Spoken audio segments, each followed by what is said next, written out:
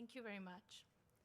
Secretary Albright, President Volek, board members and supporters, ladies and gentlemen, I believe that the leadership of a woman is a key to socioculture and political stability on a global level. My belief is further strengthened when I see so many powerful minds in this room. I feel inspired by people like you who convert dreams into reality. I feel inspired when unheard women from developing countries like mine are being heard and empowered. I am very grateful for my opportunity to speak to you today.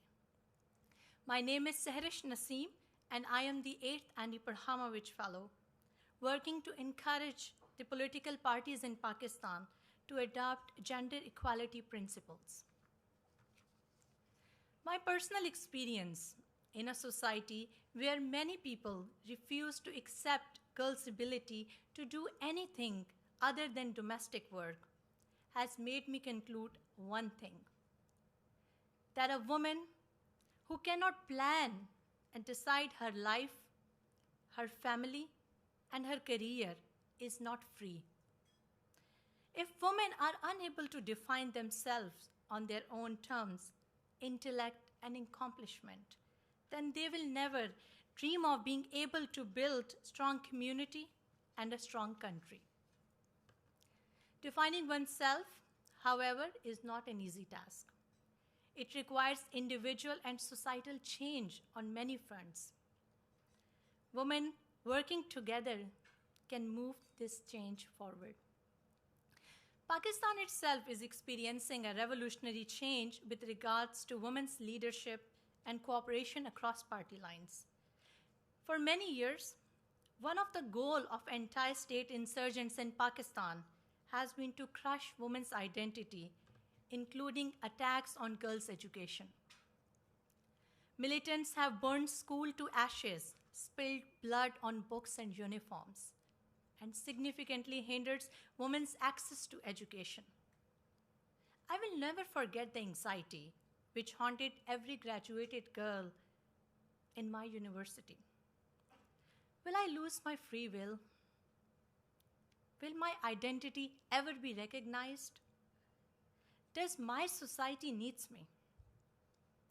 But then, despite these fears, ladies and gentlemen, our dissipating sense of identity was reclaimed by a girl from Swat in northern region of Pakistan, Malala Yousafzai.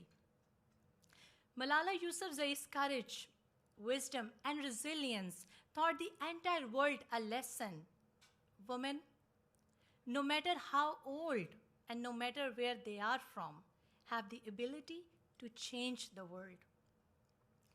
Despite all of the challenges they have faced in Pakistan, women leaders have established a federal women's parliamentary caucus and continue to work to ensure that gender concerns are adequately translated into legislation, policies, and programs, and to ensure that women's voices are heard.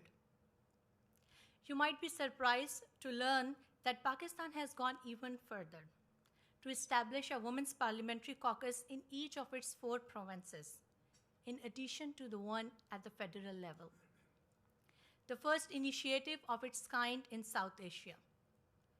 Today, members of the federal and provincial assemblies from more than 10 political parties are striving together to speak for women.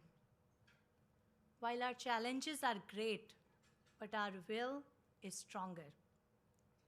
My role at NDI is to work with my colleagues and fellow Pakistanis to proactively facilitate women's empowerment by working directly with some of Pakistan's most marginalized women and to help them to understand their rights in and to life. Thanks to the work of NDI, I have seen women gain a deeper understanding of their rights and continue to claim their political space. However, ladies and gentlemen, my work is yet not complete. My goal goes far beyond this. Having a voice is one thing. Being a leader is another. As Secretary Albright, who we honor at today's luncheon, has said, every country deserves to have the best possible leader, and that means that women have to be given a chance to compete. Otherwise, countries are really robbing themselves of a great deal of talent. I want my country, Pakistan, to have the most competent, honest, and strategic leaders. This will only be possible if we nurture the potential of a woman. History shows that women working and leading together can bring positive change to our world. As we all know, women get things done. And in Pakistan, like so many places, there are many things still left to do. We must all continue working together to support equal rights and encourage women's political participation. With so many amazing women and men in this room, dedicated to making the world a better place, let us all just take a moment to thank each other for our many different contributions to this goal. And I would like to thank you all for renewing my inspiration. Thank you.